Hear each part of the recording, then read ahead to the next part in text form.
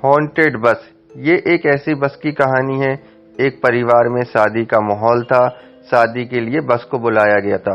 बस को काफी सजाया धजाया गया था जिसमें बारातियां बैठ के जा सकें। बाराती बैठ के जा ही रहे थे। रात का समय था। रात के लगभग 2 बज रहे थे। बस अपनी फुल स्पीड में हवा से बातें करते हुए जा रही थी और बस के अंदर बढ़िया खुशनुमा माहौल था।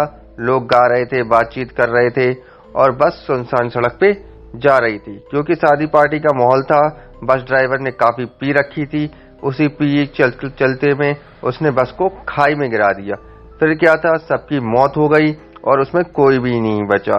फिर कई साल बीत जाने के बाद वो बस आज भी रात में चलती है और लोगों को लिफ्ट मांगती है और लोगों को एक्सीडेंट करवा के मरवा देती है। और आज भी लोगों का दावा है, कुछ लोगों ने आज भी रात को वो बस वहां देखी है। 4 दोस्तों की कहानी है। 4 दोस्तों की गाड़ी खराब हो गई। वो लिफ्ट लेने के लिए रोड के किनारे ही खड़े थे। तभी वो हॉन्टेड बस आती है तो चारों दोस्त उस बस में बैठ जाते हैं और जाने लगते हैं। तभी बस कंडक्टर आता है। वो बोलता है, कहाँ की टिकट चाहिए? उन्होंने कहा, आम गांव की टिकट दे दीजिए क्योंकि हमें शादी में जाना है।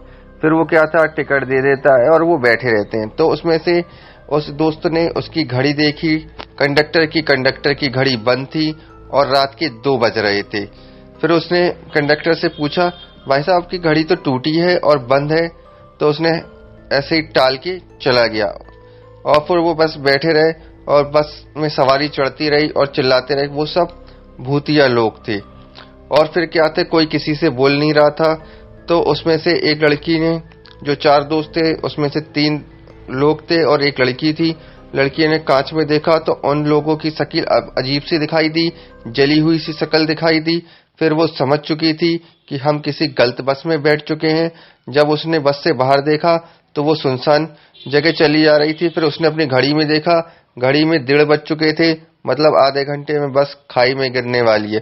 फिर उसने दोस्त ने बस कंडक्टर से कहा कि आप बस रोक दीजिए, हमें यहीं उतरना है। बस कंडक्टर ने कहा, अब ये बस नहीं रुकेगी। अब वो समझ चुके थे कि हम गलत बस में बैठ चुके हैं। फिर उसे याद आया कि किसी ने बताया था कि रात के 2 बजे ये हॉन्टेड बस चलती है। अब वो समझ चुके थे कि कोई किसी से बात नहीं कर रहा, सब चुपचाप बैठे हैं। फिर क्या था, वो चलती बस की खिड़की से सब कूद गए।